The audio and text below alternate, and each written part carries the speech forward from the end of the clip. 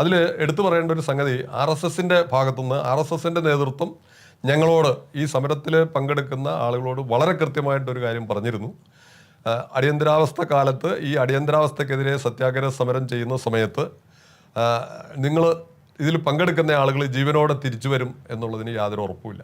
അത് മാത്രമല്ല, പോലീസിൻ്റെ ക്രൂരമായ മൃഗീയമായ മർദ്ദനങ്ങളുണ്ടാവും, നിങ്ങൾക്ക് എന്തൊക്കെ സംഭവിക്കും എന്നുള്ളതിനെ സംബന്ധിച്ച് യാതൊരു ഉറപ്പില്ല. മാത്രമല്ല, നിങ്ങൾ വിവിധ തൊഴിൽ ജോലി പോലെയുള്ള സംരംഭങ്ങളിൽ ബന്ധപ്പെട്ട ആളുകളാണ്. അതൊക്കെ വന്ന് നിങ്ങളുടെ ഭാവി ജീവിതം മുന്നോട്ട് കൊണ്ടുപോകാൻ സാധിക്കും എന്നുള്ളതിനൊന്നും യാതൊരു ഉറപ്പുമില്ല എന്നുള്ള നിലയിൽ വളരെ വ്യക്തമായി സംഘ സ്വയം സേവകന്മാർക്ക് സംഘത്തിൻ്റെ ഭാഗത്തുനിന്ന് നിർദ്ദേശം തന്നിരുന്നു. പക്ഷേ ആ നിർദ്ദേശം ഉണ്ടായിരുന്നിട്ട് പോലും അങ്ങനെയൊക്കെ കൃത്യമായി സംഘത്തിൻ്റെ ഭാഗത്തുനിന്ന് കാര്യങ്ങളൊക്കെ പറഞ്ഞ് ധരിപ്പിച്ചിരുന്നുവെങ്കിൽ പോലും അതായത് ജനാധിപത്യ വിരുദ്ധമായി ഇന്ദിരാഗാന്ധിയുടെ ഏകാധിപത്യത്തിനെതിരായി സത്യാഗ്രഹ സമരം ചെയ്യാൻ വേണ്ടിയിട്ട് സംഘത്തിൻ്റെ സ്വയം സേവകന്മാർ, അന്നത്തെ ചെറുപ്പക്കാരായിട്ടുള്ള ആളുകൾ മുന്നോട്ട് വന്നു. വളരെ നല്ല നിലയിൽ ഈ സത്യാഗ്രഹ സമരം മുമ്പോട്ട് പോകുന്ന രീതിയാണ് അന്ന് ഉണ്ടായത്.